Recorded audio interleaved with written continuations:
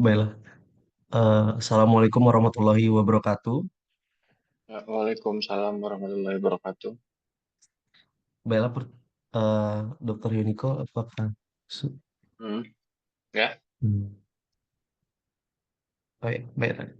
Izin dok, nugra mulai buka acara dok. Assalamualaikum warahmatullahi wabarakatuh. Baiklah, pertama-tama mereka kita panjatkan puji syukur kita kepada Allah Subhanahu Wa Taala, yang mana kita dapat bisa berkumpul pada subuh pagi hari ini dalam rangka acara kuliah subuh dengan belajar mengenai topik intussusepsi bersama Dr. Iwan Nicole Hiroka, spesialis bedah anak. Eh, yang kedua, mari kita panjatkan puji syukur kita terutama kepada Nabi besar kita Nabi Muhammad SAW. Allahumma sholli ala Sayyidina Muhammad wa ala ali Sayyidina Muhammad. Selanjutnya, eh, tidak memperpanjang mukadimah, baiklah kita persilakan kepada dokter. Sebelumnya, eh, juga terima kasih kepada KPS dan OSPS atau kepala bagian yang sudah hadir bersama kita. Saat ini masih belum hadir. Baiklah, kita persilakan kepada Dr. Yoniko Liroka spesial bedana untuk menyampaikan materi kuliah subuh kita pada pagi hari ini. Silakan, dokter. terima kasih Dr. Nugra. Kita mulai untuk kuliah subuh kita pada pagi hari ini. Itu Sabtu pagi tanggal 17 ya, 17 Mei 2025. Untuk materi kita pagi ini saya akan membahas sharing dan mencoba menjelaskan tentang penyakit intussusepsi. Kita kenal juga mungkin istilahnya dengan invaginasi. Invaginasi itu kan sebenarnya cakupannya terlalu luas, tidak hanya terjadi pada saluran pencernaan, jadi dipersempit dengan istilah insusepsi. Suara jelas kan? Kedengaran? Jelas, dok. Oke. Izin dok, suaranya masih belum terdengar dok. Hah? Ada gerak? Jelas, Udah, dokter, jelas. ada. Ya. Pertama saya Izin dok, bahas dulu tentang suaranya masih belum intussusepsi. terdengar dok. Ya, masih putus-putus. Yang lain gimana? Jelas Jelas, dok, dok. jelas. Jelas, dokter. Jelas, dok. Izin Ya, aman dokter, ya? suaranya masih belum terdengar dok. Mungkin eh, ter-unmute dok. Termute dok. Oh ya. Yang lain bilang aman kok. Lanjut aja Jelas, ya. jelas dok. Kayak Silakan dok, kayak lanjut dok. Nugra tuh, dok. Speakernya. Oke, untuk insusepsi, jadi di sini untuk penyebab tersering terjadinya ileus obstruksi atau obstruksi usus pada bayi dan balita. Kemudian invaginasi ini kita bagi dua bagian, dua part, itu intussus septum dan intusipien. Jadi ada bagian ujung dari yang masuk dan ada bagian pangkal tempat pintu masuknya usus tadi. Sehingga usus masuk ke dalam usus yang menyebabkan lumen terhambat dan akhirnya menyebabkan obstruksi. Untuk penyebab terjadinya intusepsi atau invaginasi itu sendiri sebenarnya proses fisiologis dari peristaltik. Cuma peristaltik tadi tidak simetris atau tidak merata diakibatkannya ada perbedaan ketebalan dinding usus. Kemudian setelah usus tadi masuk satu sama lain dan menjepit, mesenterium ikut masuk ke dalam. Di mana kita tahu dalam mesenterium itu ada kelenjar, ada jaringan limfoid, ada arteri dan vena. Kemudian setelah masuk ke dalam, mesenterium terjepit, ada bendungan vena, sehingga usus yang di dalam, atau kita kenal dengan intusipien tadi, mengalami edema. Jadi fase awal dari intusepsi itu biasanya edem dulu, nggak langsung nekrotik. Sampai ke nekrotik itu butuh waktu. Setelah terjadi bendungan vena, terjadi edema. Edema ini juga menyebabkan obstruksi karena lumennya makin lama makin sempit dan akhirnya tidak bisa dilewati oleh enteric content atau isi saluran cerna. Semakin edem, maka akan menekan ke arteri sehingga menyebabkan insufisiensi arteri.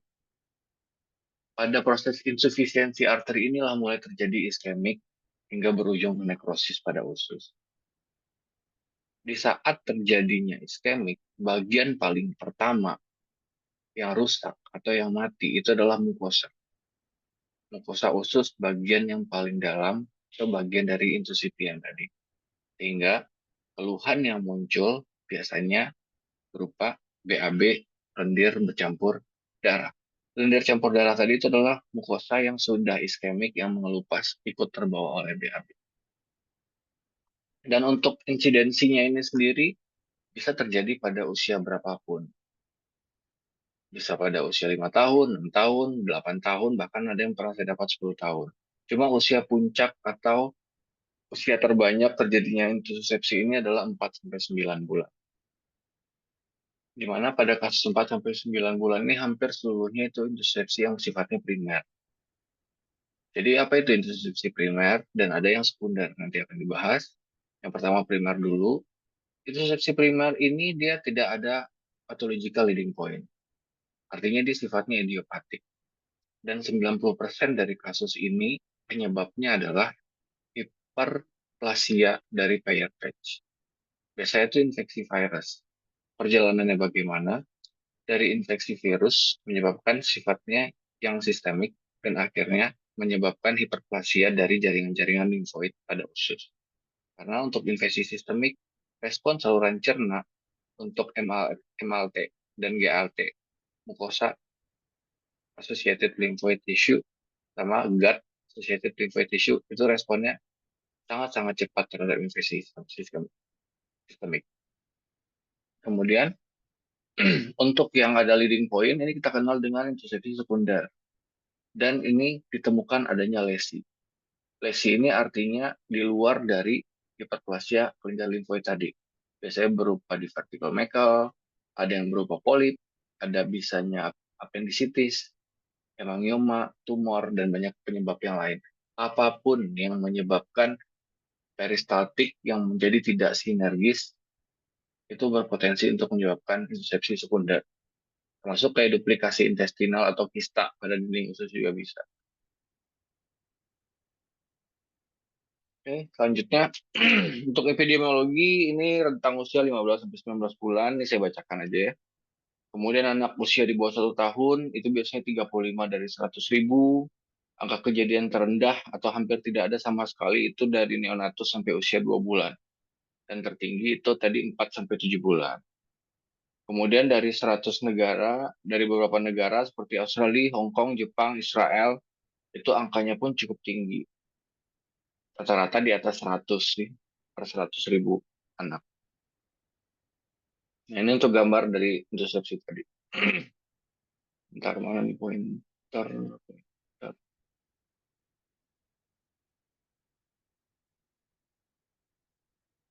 Ini kelihatan pointernya?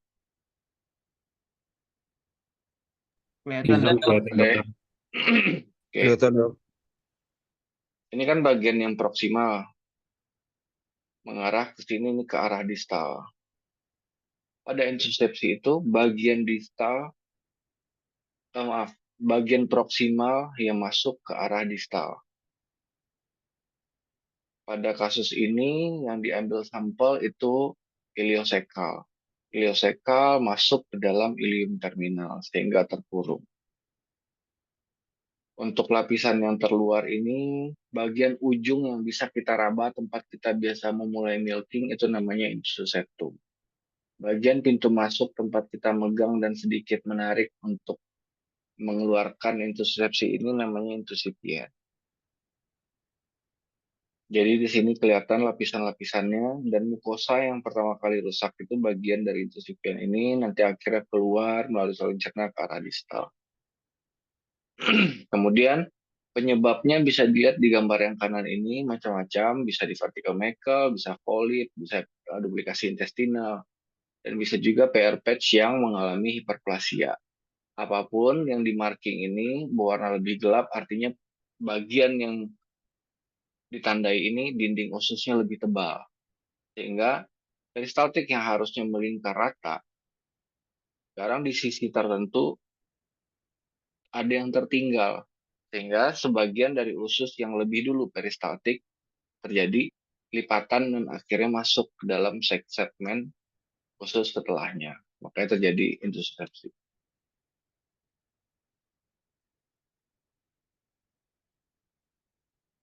Oke. Untuk gejala klinis, sebenarnya untuk gejala klinis simpelnya, ini nggak saya cantumkan ya sebenarnya trias intusepsi itu, karena di buku nggak, hampir yang saya baca juga nggak ada yang menyebutkan trias intusepsi gitu.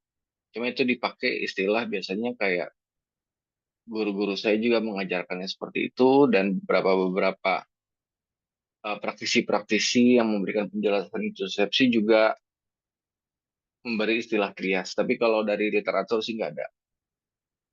Trias intusepsi yang biasa kita pakai itu adalah colicky pain, current jelly stool, sama distended abdomen. Ada juga yang distended abdomen ini disertai dengan muntah hijau. Jadi sebenarnya dua dari tiga gejala ini, gejala klasik dari ileus obstruksi. Nyari kolik pada anak, bagaimana cara menjelaskannya? Anak lihat di poin nomor 2, nyerinya terasa mendadak. Jadi si anak kadang terlihat seperti iritatif atau merasa tegang dan akhirnya kakinya tiba-tiba naik melipatkan perutnya. Kemudian ada fase relaksasi di saat fase koliknya istirahat. Jadi kadang si anak sendiri, apalagi usia 6 bulan, 7 bulan, kita mau nanya sakit, enggak, dia juga nggak bisa ngomong. Jadi paling kita hanya bisa melihat reaksinya dan biasanya ditandai dengan kaki yang naik ke atas. Kemudian Karenjalisto ini tadi sudah dijelaskan, itu bagian mukosa yang sudah iskemik yang akhirnya keluar melalui BAB. Terus pada pemeriksaan fisik di sini juga ada KAS, yaitu dikenal dengan Densign. Densign ini bagian ketika diraba di bagian lumbal kanan atau di area McBurney atau di atas abdomen bagian di atas sias itu kosong, benar-benar kosong, nggak ada isinya sama sekali perabaan. Pada gambar yang dipanah ini juga terlihat gambaran seperti sosis light sign atau gambaran seperti masa. Ada yang bilang bentuknya seperti sosis, ada yang bilang kayak dalam kontur, bervariasi. Tapi dia memang terasa seperti masa. Kenapa? Karena bagian insusepsi tadi edema dan dia ada 4 lapisan usus di dalam yang insusepsi. Akhirnya seakan-akan ada massa di dalam abdomen. Kemudian untuk penunjang bisa kita bantu dengan USG. Ini tergantung dari plan USG mana ke arah kita ambil. Kalau kita dapatnya potongannya longitudinal, bisa kelihatan seperti pseudokidney. Kalau kita kebetulan dapat potongannya transverse, kadang dapat seperti target sign. Bahkan ada gambaran seperti layer multiple cross section ini. Kemudian dari X-ray. Untuk X-ray bisa bervariasi. Yang penting ada gambaran obstruksi dulu yang pertama. Tapi pada X-ray juga beberapa kali ditemukan khas dari temuan Densign tadi. Di bagian kanan bawah juga nggak ada gambaran udara sama sekali. Nah, di bagian sini. Artinya, itu insusepsi yang paling mungkin terjadi adalah iliokolika. Karena bagian saikum ikut masuk ke dalam intusipien tadi. Sehingga menyebabkan rongga abdomen di bagian kanan bawah ini tidak ada gambaran udara sama sekali atau tidak ada distribusi udara sama sekali.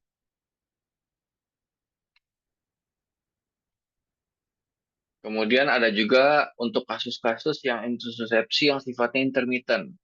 Biasanya ini ada PLP atau pathologic leading point. Terjadi insusepsi, keluhannya muncul. Tiba-tiba insusepsinya rilis sendiri, terus anaknya biasa lagi. Ini kan cukup meragukan, dan biasanya kita ketemu pasien kayak gini di poli dengan konstipasi berulang. Kita bisa pikirkan bahwa ini adalah insusepsi yang kadang rilis spontan, kemudian residif lagi. Nah, pada kejadian-kejadian seperti ini kita diperbolehkan untuk memakai CT scan dan MRI.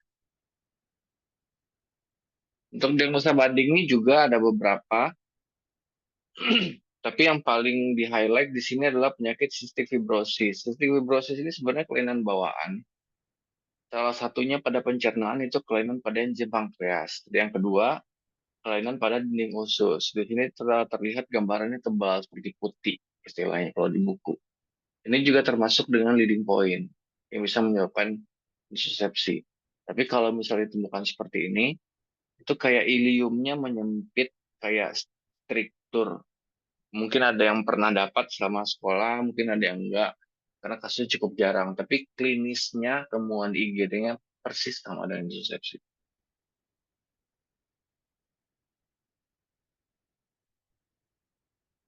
Oke, untuk tata laksana kita bagi dua. Semua insusepsi harus dioperasi, ya tergantung. Tapi kalau ada pertanyaan, boleh nggak dikonservatif dulu? Boleh. Tapi ada syaratnya. Harus kurang dari 24 jam di saat kejadian munculnya keluhan obstruksi. Karena asumsinya setelah lewat 24 jam, sudah terjadi iskemik. Kalau sudah terjadi iskemik, kita coba untuk konservatif, apakah dengan pneumatik atau hidrostatik, resiko perforasi di intraabdomen cukup tinggi.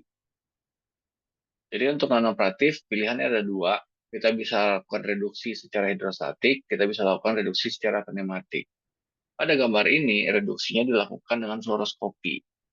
Cuma karena fluoroskopi itu radiasinya cukup besar, si anak juga terpapar dengan X-ray secara kontinu. Akhirnya modalitas yang dipakai untuk reduksi manual bisa kita pakai juga dengan menggunakan USG. Untuk plan radiografi kontrolnya, ketika instruksi sudah rilis, sudah ada gambaran cairan yang turun ke bagian usus yang distal. Kemudian untuk tata laksana operatif, saya bagi dua juga, ada yang melakukan laparotomi dan juga bisa dilakukan dengan laparoskopi. Untuk laparotomi, kalau untuk insusepsi iliokolika, sebenarnya yang paling mudah itu di bagian insisi kanan bawah. Cuma kadang kan kita modalitasnya menggunakan USG dan X-ray. Kita belum sampai ke arah CT scan dan MRI. Mungkin hampir selama saya di sini juga saya nggak pernah sampai ke CT scan dan MRI. Jadi untuk eksplorasi yang lebih bagus, biasanya kita pakai supraumbilikus diberatkan ke arah kiri. Dan kalau misalnya kurang boleh dilebarkan ke arah kanan. Karena akses paling luas untuk insusepsi dengan angka tersering iliokolika itu paling mudah di kiri atas. Cuma ini kan sebenarnya yang nulis bukunya yang dipakai di sini Askraf. Askraf itu sendiri juga modalitas yang dipakai bisa sampai ke level MRI maupun CT scan. Dan lokasi insusepsinya kalau sudah melakukan CT scan itu cukup precise. Jadi kalau memang insusepsinya di sekum, dinyatakan di buku insusepsinya kanan bawah aja. Cuma kalau kita di sini, sesuaikan. Kalau saya diajarkan juga di Rumah Sakit Vertikal, M. Jamil, atau tempat sebelumnya juga di Hasan Sadikin, semuanya menganut yang di bagian supraumbilikus diberatkan ke kiri sedikit. Kemudian untuk reduksi manual, ini kalau bisa powernya benar-benar pakai feeling. Karena cukup sering iatrogenik perforasi saat melakukan milking. Dan itu wajar. Saya juga selama sekolah dulu beberapa kali juga perforasi saat milking. Makanya di sini kita sebagai PPDS atau sebagai residen, jumlah kasus juga menentukan skill kita nanti saat melakukan. Jadi kalau misalnya dapat kasusnya, minta sama DPJP-nya, dok, saya mau coba milking gimana? Nggak akan ada yang marah kalaupun nanti saat milking pertama bocor, karena kita juga pernah saat pertama kali mencoba juga kayak gitu, sampai dapat feel-nya. Kemudian untuk milkingnya itu ada dua posisi. Yang pertama ambil apex-nya dulu atau ujung dari insus septum tadi. Setelah dapat dari apexnya di antara satu per jari, bagian usus itu kemudian di milking atau dipijat atau ditekan menuju ke arah iliosakral. Kalau sudah terjadi iskemik, boleh dilakukan reseksi dan anastomosis. Tapi dengan syarat bagian yang kita anastomosis tidak boleh edema. Ambil yang paling fisiologis bentuk khususnya. Cuma kan jarang. Rata-rata kita buka intusepsi itu udah hari ketiga, udah hari keempat. Iliumnya udah kerendam asites, udah edema. Jadi beresiko untuk dilakukan langsung reseksi anastomosis. Apalagi sistemiknya juga nggak terlalu bagus. Kadang imbalans elektrolit, kadang hipoalbumin, atau albumin yang naiknya juga pas-pasan, 2,5 atau 2. Nah, di saat kayak gitu, saya lebih menyarankan dilakukan stoma. Untuk appendektomi ini sebenarnya tidak apa, tergantung sarjan preference saja. Tapi kenapa disarankan dilakukan? Alasannya kalau di aspraf, penyebab intusepsi itu sendiri tadi adalah hiperplasia dari plak leher. Otomatis hiperplasia dari jaringan limfoid appendik juga sangat-sangat tinggi kemungkinan. Walaupun nanti intusepsinya tidak akan berulang, potensi pasien mengalami appendicitis lebih besar. Jadi ngapain 2 kali dioperasi? Pertimbangannya ini bukan beda dengan lat prosedur yang insidental appendektomi supaya karena posisi ususnya dipindahkan. Jadi rancu penilaian appendik bukan. Ini menimbang untuk risiko appendicitis kemudian hari. Karena di intusepsi sendiri sudah tahu kita bahwa ini bagian plak layer dan jaringan limfoid di area iliosakral cukup rawan. Berarti appendiknya juga berpotensi obstruksi suatu hari. Nah, ini untuk tata laksana yang laparoskopik. Laparoskopi sama seperti port appendektomi, infraumbilikal, 2 port pada sisi kiri abdomen. View-nya juga sama ke arah saikum. Bagian grasper usus dipakai kedua-duanya untuk menarik dan satu lagi menahan. Jadi kita bukan milking kalau pada laparoskopik, tapi menarik sambil membebaskan. Pada bagian yang ini sebaiknya juga dikasih gel sama dengan pada tindakan milking yang biasa tadi itu Hutchinson namanya. Diselipkan gel untuk memudahkan supaya lebih smooth nanti keluarnya, menghindari pergesekan sama serosa. Oke, terus untuk gambaran proses milky prosedur pada laparoskopik. Pada laparoskopik, maaf, kita nggak pakai istilah milking prosedur, tapi laparoskopik reduksi manual. Karena kita nggak memilking si usus tadi. Satu menahan, satu menarik. Dan ini gambar yang sudah lepas pada gambar D. Dan terlihat ada pembesaran-pembesaran dari KGB mesenterium. Berarti dari anamnesa cukup jelas, pemeriksaan fisik, modalitas, kemudian tata laksana konservatif atau non-operatif, ada 2, pneumatik dan hidrostatik. Kemudian untuk teknik operasi ada 2, bisa per laparotomi dan juga bisa per laparoskopi. Oke, sejauh ini ada yang mau ditanya dulu seputar intusepsi? Baiklah, terima kasih kepada Dr. Yoni Romkas, Pidana. Selanjutnya kita masuk ke sesi diskusi. Kita buka sesi diskusi. Izin kita jika ada yang ingin bertanya silakan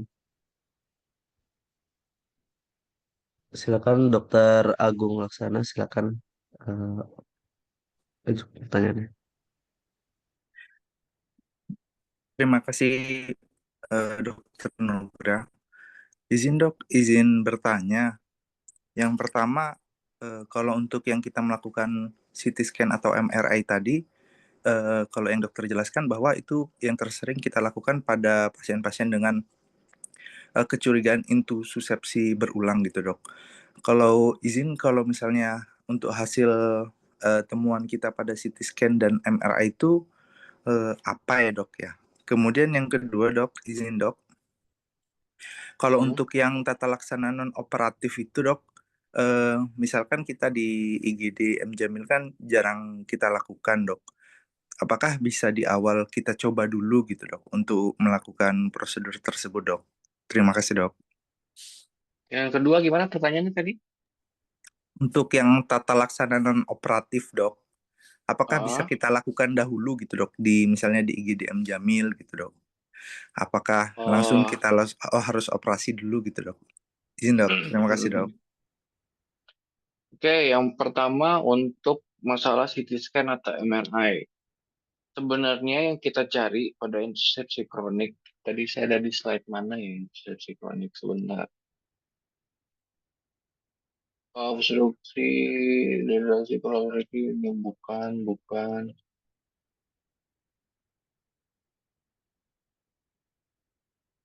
Ya, kalau saya banding,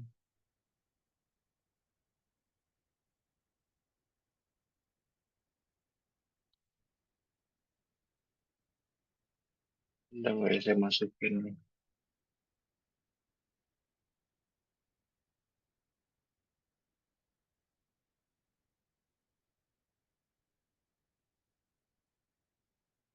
Iya, nggak saya masukin kayaknya, Bung. Untuk insusepsi kronik itu sebenarnya sepsi yang bisa karena pathological leading point tadi, seperti yang di awal ini. Ya, sifatnya berulang. Biasanya kalau yang datang ke poli itu nggak khas keluhan obstruksinya. Cuma riwayat yang biasanya datang itu keluhan, kadang tiba-tiba muntah hijau dan kembung. Terus dibawa ke IGD dikasih obat, katanya membaik. Padahal sebenarnya sepsinya rilis. Nah, penyebab-penyebab seperti ini kadang kita begitu CT scan atau kita MRI, pertama gambaran usisnya terlihat edema, di situ ada MRI. Kalau CT scan nggak terlalu jelas sih. Yang kedua, duplikasi intestinal bisa kelihatan, hamartoma bisa kelihatan, tumor karsinoid bisa kelihatan, seperti yang ada di etiologi intusepsi sekunder ini tadi semua. Yang kita cari juga leading point. Begitu kita ketemu misal kayak ada hemangioma di dinding usus, itu pada CT scan kelihatan, pada MRI kelihatan. Terus pasien disertai dengan keluhan riwayat muntah hijau, tapi saat ini udah tidak dok, membaik katanya. Boleh kita pikirkan sebelumnya sudah ada intusepsi akibat si hemangioma ini yang rilis lagi. Nah, di situ kita consider untuk dilakukan operasi. Jadi fungsinya sebenarnya kalau CT scan atau MRI itu lebih ke arah mencari pathologic leading point-nya dulu. Jadi kita kayak retrograde gitu melihatnya. Keluhannya obstruksi berulang. Sebenarnya kalau obstruksi berulang pada anak, DD kita nggak banyak. Yang paling saya highlight itu antara insusepsi kronik tadi atau malrotasi dengan volvulus intermittent. Malrotasi volvulus, tapi volvulusnya itu mungkin sekitar 40 derajat sampai 60 derajat, nggak sampai 3 atau 2 kali puntiran yang obstruksinya total. Nah, itu dua-duanya kelihatan dari CT scan. Jadi kalaupun memang bukan intusepsi atau PLP ketemu, paling nggak kita juga bisa menyingkirkan nanti rotasi tadi. Tapi untuk CT scan MRI, catatan atau garis bawahi ini hanya untuk kasus yang non-akut atau kasus rawat jalan. Kalau pasien yang masuk di IGD cukup X-ray polos atau sampai USG. Kemudian untuk yang pertanyaan kedua tadi apa ya Gung? Kalau lagi ngomong dikit Gung? Izin, Dok. Untuk yang tata laksana non operatif, Dok, yang dengan Oh hidrostatik ya, atau pneumatik, Dok. di Izin, Dok. IGD boleh. Dan saya juga pernah dulu melakukan beberapa kali itu dengan hidrostatik, dengan guiding USG. Cuma beberapa bulan belakangan ini rata-rata pasien insusepsi itu datang udah sisrute 3 hari, udah sisrute 4 hari. Dan mungkin ada beberapa juga yang datang 24 jam yang mungkin dilaporkan ke saya dan saya langsung siapkan laparotomi. Sebenarnya itu boleh juga untuk dilakukan hidrostatik. Caranya cuma satu, intusepsi di mana kejadian obstruksinya berada di bawah 24 jam. Tapi persentase berhasilnya juga nggak terlalu tinggi, tapi layak dicoba. Kalau ingin lebih jelasnya, pada reduksi hidrostatik atau pneumatik ini, kita pakai rules of three. Dengan cairan yang kita gantung setinggi 3 kaki, direduksi selama 3 menit, dan dilakukan selama 3 attempt. Kenapa digantung setinggi 3 kaki atau 3 feet? Tujuannya untuk mendapatkan tekanan 80 mmHg. Karena kalau lebih dari ini, curiga beresiko untuk bocor. Kalau bayinya bayi tua, boleh ditekan sedikit. Bayi muda, bayi tua itu apa bang? Bayi muda itu 6-8 bulan. Di atas 8 bulan termasuk bayi tua. Karena bayi, perjanjiannya kita di bawah 12 bulan. Lewat 1 tahun itu bukan bayi lagi, itu infan. Di bawah 24 jam boleh, Gong. Kalau ada pasien resepsi di bawah 24 jam, kalian mau minta, boleh minta. Nanti apa temenin. Baik dok, terima kasih dok. Ya, sama-sama. Baiklah, kita lanjut ke pertanyaan selanjutnya dari Dokter PPLS Bedah. Ada yang ingin bertanya lagi?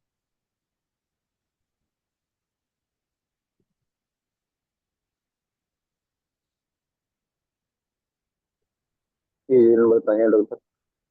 Oh, silakan Ya. pada Dokter Abror. Ya, Bro. Izin bertanya. Ya dok, resepsi ini kan berisiko berulang dok. Nah, bagaimana pencegahan kita supaya dia tidak berulang lagi dok? Misalnya di tindakan operatifnya ada tindakan tertentu agar tidak berulang, atau mungkin penyebab utamanya kalau diangkat mungkin risiko berulangnya akan nggak ada gitu dok. Izin dok. Kalau ini kita cerita untuk intusepsi yang primer ya. Intusepsi primer yang karena paired patch tanpa pathologic leading point ya, Bro. Karena kalau ada pathologic leading point, pasti kita reseksi dan pasti kita anastomosis. Dan sumber dari intusepsinya sudah kita angkat. Cuma pada kasus yang paired patch atau intusepsi primer yang idiopatik, ini kan kita hanya milking, hanya kembaliin aja, terus masukin lagi ke perut, tuh. Kita nggak ngambil apa-apa, sambil was-was risiko jadian lagi nggak ya gitu. Itu maksud Abror. Iya dok, iya dok. Oke, untuk kasus intusepsi yang tanpa reseksi, setuju akan ada risiko berulang. Antisipasinya apa? Supaya tidak terjadi, nggak ada doa. Makanya pada sebelum kita mulai dan ketemu intraop, kita hanya milking dan tutup. Inform consent. Jelaskan bahwa potensi terjadi lagi ada. Dan kalau terjadi sekali lagi, mau nggak mau ususnya dipotong. Sebenarnya kalau nggak mau berulang, kita boleh aja reseksi bagian yang intusepsi itu. Tapi kan sayang, berapa senti yang harus kebuang.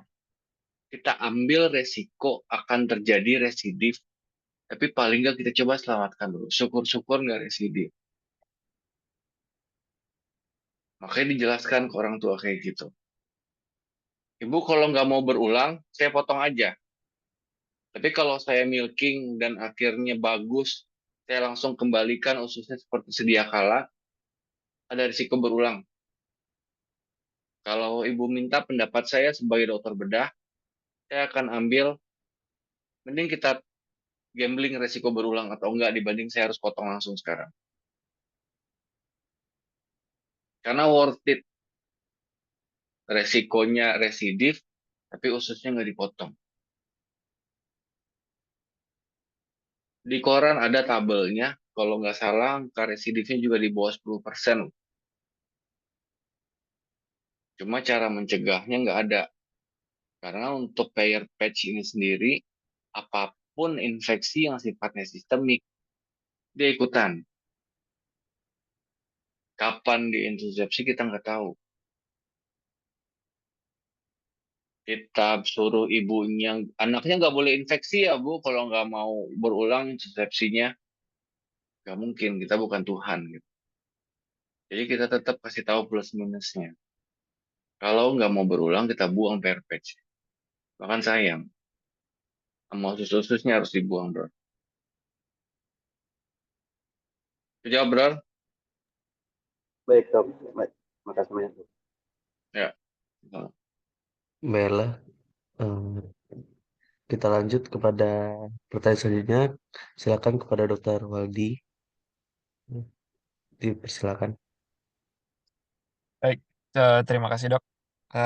Izin bertanya dok, tadi kan dokter Niko udah menyinggung mengenai kapan sebaiknya pasien ini di anastomosis atau tidak. Mungkin bisa Hmm. lebih diperinci lagi dok atau diperjelas indikasi atau temuan intraoperasi atau penunjang laboratorium yang mengindikasikan pasien itu layak untuk di anastomosi primer atau kita naikkan stoma dulu dok. Mungkin Hmm. lebih diperinci lagi dok. Terima kasih dok. Indikasinya tadi saya tidak perinci karena indikasinya universal. Apapun kasus akut abdomen yang kita laparotomi yang harus direseksi, tetap patokan kita menganastomosis itu dua part, lokal dan sistemik. Yang untuk lokalnya sendiri, saat intusepsi ini, perforasi dia pasti seal. Nggak akan ada yang menyebar. Berarti untuk infeksi kita bisa coret. Cuma edema.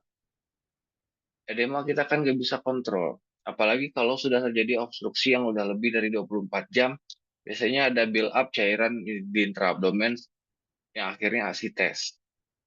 Dan ketika itu kerendam, semua ususnya akan edema. Edema juga salah satu kontraindikasi untuk melakukan penyambungan langsung.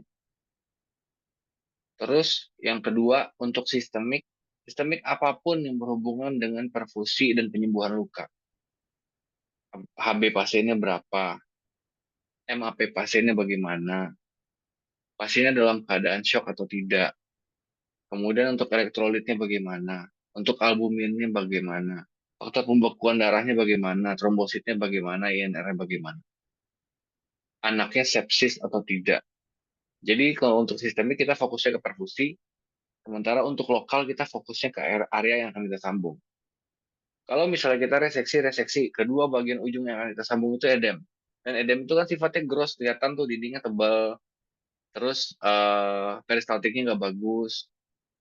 Dan ketika kita sambung, begitu edemnya resolve atau menyembuh, jahitan kita akan longgar, jadi risiko perforasi lebih tinggi.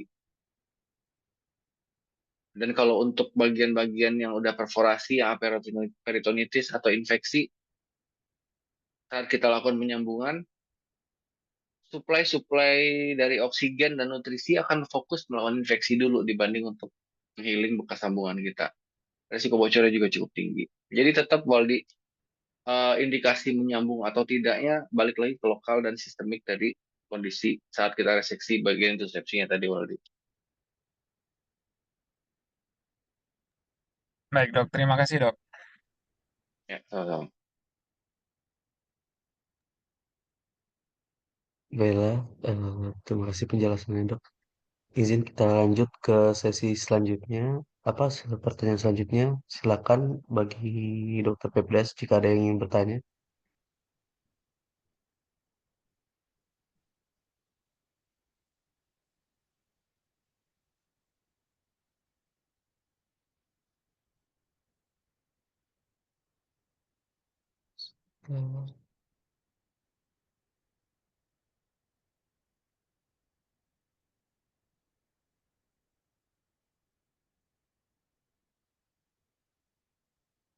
Silakan. Tadi ada Dokter Larke, ada yang ingin bertanya?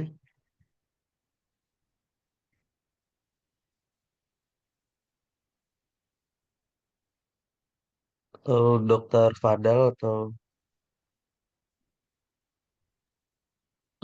Izin dok, mau bertanya dok.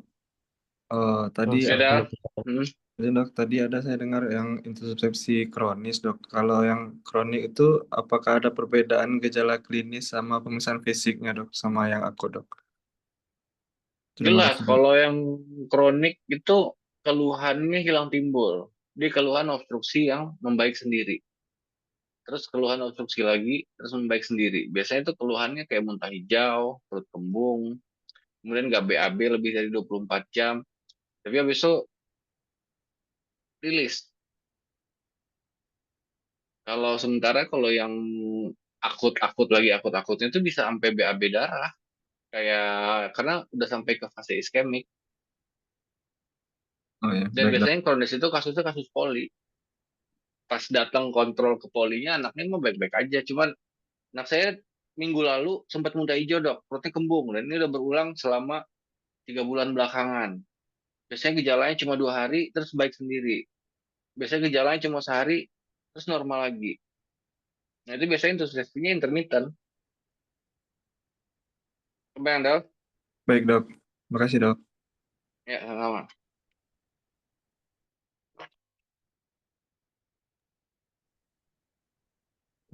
Baiklah gimana, Dokter Fadal? Ya, Udah ya. baik, Dok. Sudah ngerti, Dok. Dok. Kita lanjut ke pertanyaan selanjutnya. Silakan. Jika ada yang bertanya, silakan kepada Dokter PPDS. Silakan ini bisa langsung open mic atau enggak langsung apa kasih headsetnya mungkin di Zoom. Izin bertanya, Dr. Nugraha. Silakan Dokter Ivan. Izin dok, izin bertanya. Pada pasien-pasien yang sudah mengalami intussusepsi dan sudah mendapatkan tindakan reseksi anastomose, masih adakah atau tidak tempat untuk terjadinya rekarensi, dok? Terima kasih banyak, dok. Sama. Untuk rekarensi ketika udah direseksi anastomosis berarti penyebab intussusepsi sebelumnya udah kita buang kan. Masih mungkin intussusepsi nggak, Bang? Masih. Cuma kalau kita bilang rekuren, enggak. Karena usus yang intussusepsi udah kita buang. Berarti itu penyebabnya yang lain lagi, yang baru lagi. Apakah karena adesinya, atau ada bagian penyambungan yang nggak rata sehingga peristaltiknya malah kacau? Bisa. Resiko tetap ada. Kalau untuk eh, pasien bukan intussusepsi pun kita anastomosis, reseksi anastomosis, ada loh resiko intussusepsi. Cuma kalau dibilang rekuren, bukan.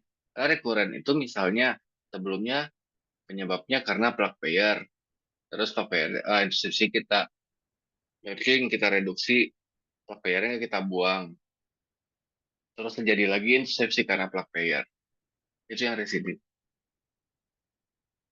Tapi kalau misalnya kita udah reseksi anastomosis dan udah kita sambung, angka kejadiannya sih memang kecil. Berapa persennya saya nggak ingat. Tapi kalau dibilang rekuren atau residif juga bukan. Berarti itu etiologinya baru lagi kalaupun terjadi intussusepsi. Dan kalau terjadi juga kita wajib reseksi lagi karena pasti ada patologi leading point kalau kayak gitu. Nyampe jawaban Bang? Kejawab kan rasanya? Siap, dok. Nyampe, dok. Hmm. Kalau reseksi anastomosis terus lagi, bukan anastomosisnya reseksi bagian itunya temu lagi. Karena fix itu udah jadi PLP, udah jadi patologi leading point. Baik, dokter. Terima kasih banyak, dok. Ya. Baiklah, kita lanjut ke pertanyaan selanjutnya dari Dokter PPDS. Kira-kira jika ingin bertanya silakan.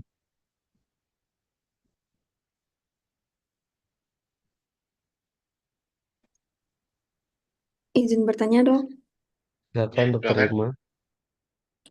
Ya dok, tadi untuk kasus yang intusepsi jika keluarga pasien atau orang tuanya menolak, itu kan tadi bisa non operatif kalau misalnya kurang dari 24 jam. Nah, kalau misalnya ternyata membaik, terus berapa besar risiko rekarensinya atau akhirnya nanti harus ditindak dok? Gimana tadi putus-putus Mas Pak? Kalau rekurensinya berapa gimana? misalnya di awal kasus menolak untuk dilakukan tindakan, kemudian Ya, dikonservatif saja. Setelah itu eh, kalau kasusnya membaik, berapa persenkah dia akan kemungkinan muncul lagi atau recurrent, Dok? Nah, ini terkait edukasi kita terhadap keluarga pasiennya, Dok. untuk intusepsi primer yang udah rilis, baik mau di milking atau kita konservatif dengan reduksi hidrostatik atau pneumatik tadi, itu angkanya di bawah 10%. Jadi, aduh saya nggak masukin ke PowerPoint, tapi di buku koran itu ada kayak bagan, panah banyak. Coba saya carikan deh sebentar. Gitu. Bentar ya.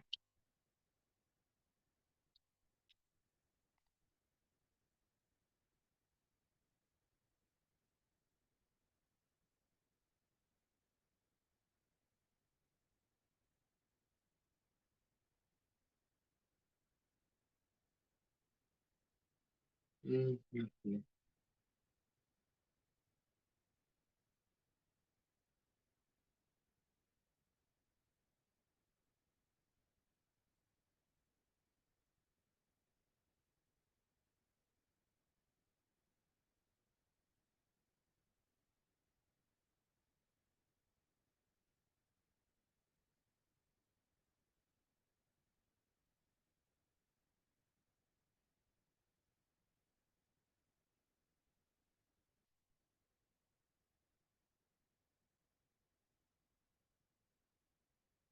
Di HP.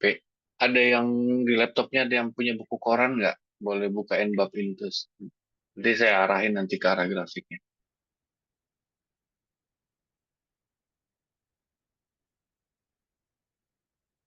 Gra, di laptopnya ada buku koran nggak, Gra?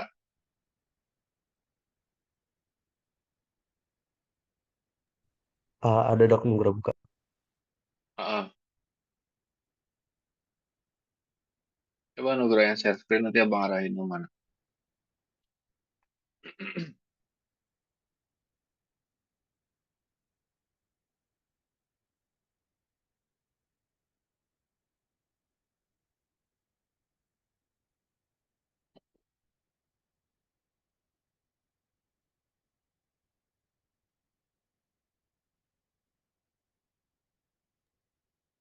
Izin share, Dok.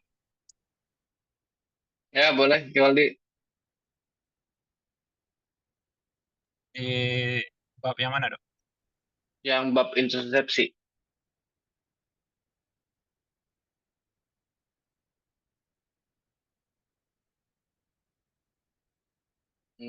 Masih masih di bawah lagi, Yoldi.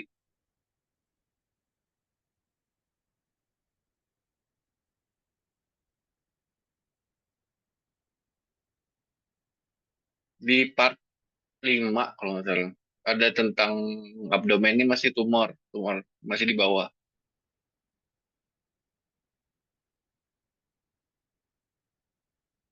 Ketujuh abdomen ada intersepsi 1093.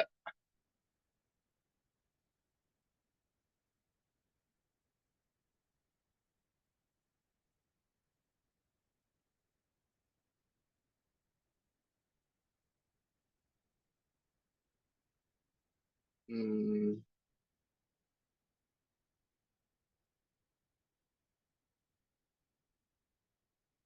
Oke, terus ke atas, Yoldi.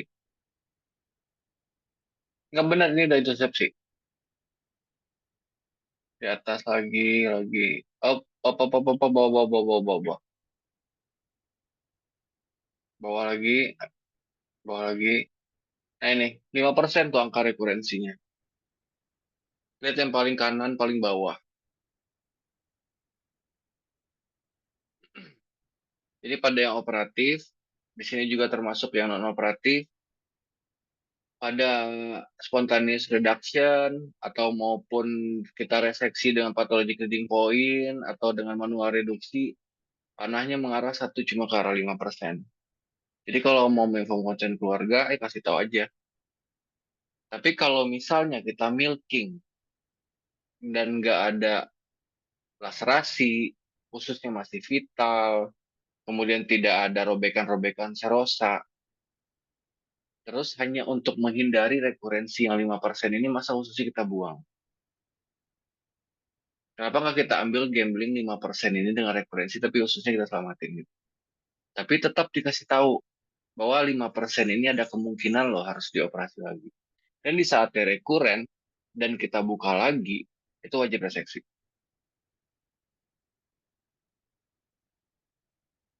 Terjawab, Pak? Kejawab dok, terima kasih dok.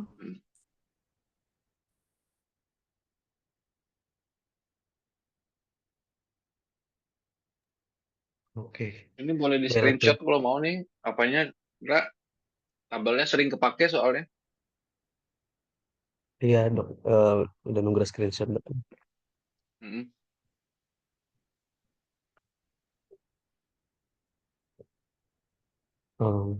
Bella dari dokter PPDS, apakah masih ada yang ingin bertanya?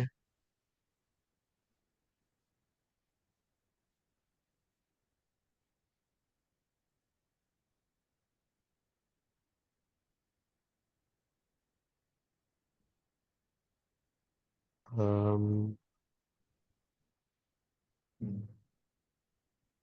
jika tidak ada yang ingin bertanya, eh,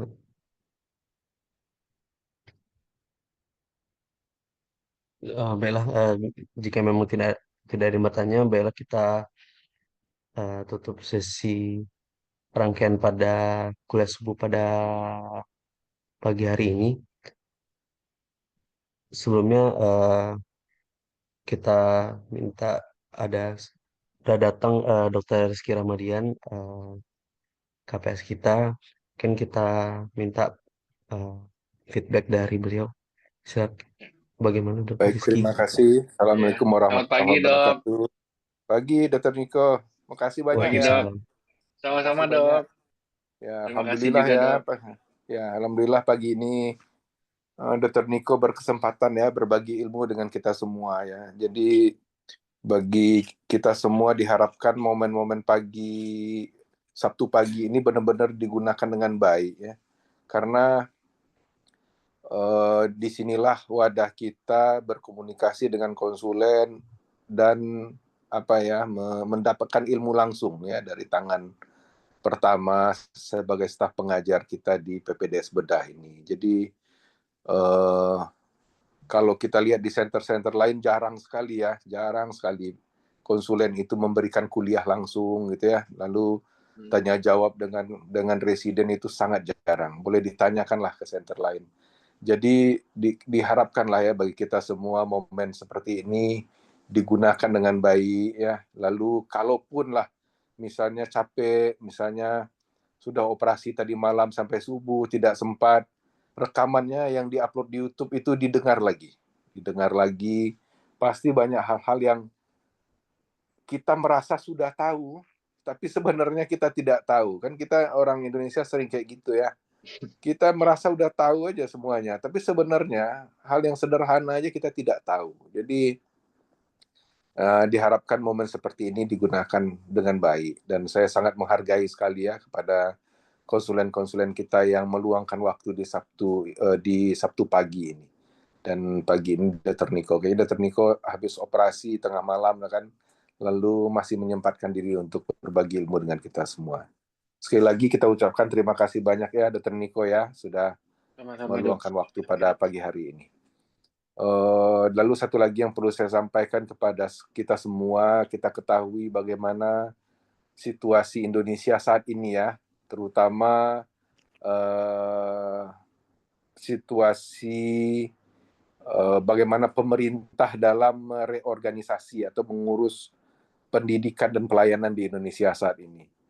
Dan suasana sangat sensitif sekali, jadi saya harapkan kita semua bisa menjaga prodi ini dengan baik ya, bisa menjaga prodi ini dengan baik.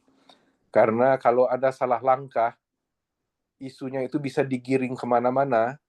Yang terancam itu bukan Anda saja, yang terancam prodi ini terancam ya. Nah jadi hati-hati sekali dalam bertindak. Masalah bullying, masalah pelayanan pasien, hati-hati. Mungkin yang sensitif itu ya.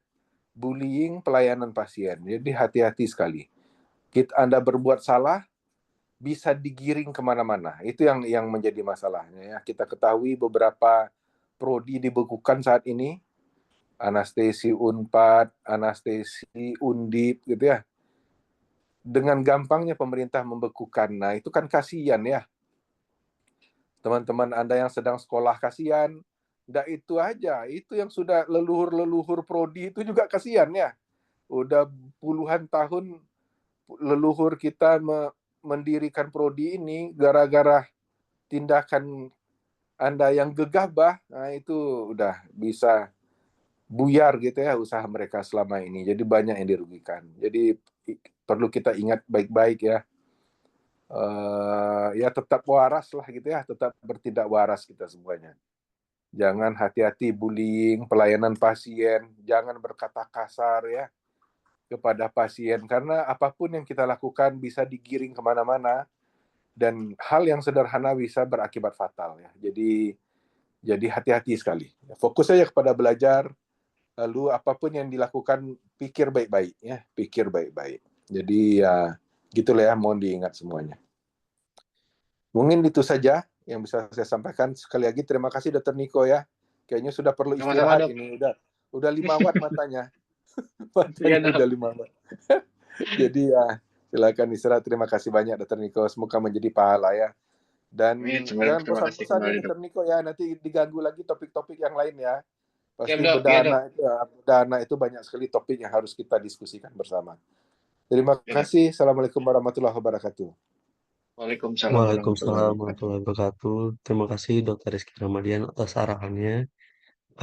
Baiklah, terima kasih juga kepada Dr. Yonko Lirokas Pidana yang telah menyampaikan materi kuliah subuh pada pagi hari ini. Semoga diberikan keberkahan pada pagi hari ini. Baiklah, saya sebagai moderator pada kuliah subuh pada hari ini.